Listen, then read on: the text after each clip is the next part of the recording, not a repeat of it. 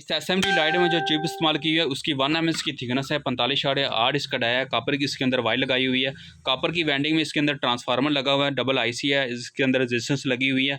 तो जिस भाई को चाहिए रब्ता कर सकता है। अगर आपको इसके पार्ट चाहिए या फिर इसके रेडी एसएमडी लाइट चाहिए तो आपको 14 माह की वारंटी में नहायत कम कीमत में आपको मुझसे ये मिल जाएगी।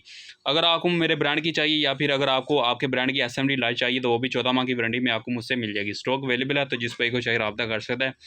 इसके अलावा अगर आप मुझसे बल्ब लेना चाहते हैं एसी या फिर देसी, वो भी 14 माह की वारंटी में आपको मुझसे मिल जाएगा। ये मेरा ब्रांड है, स्टार नाम का मेरा ब्रांड है, इसके ऊपर मेरा यूट्यूब चैनल का लिंक भी ऐड है।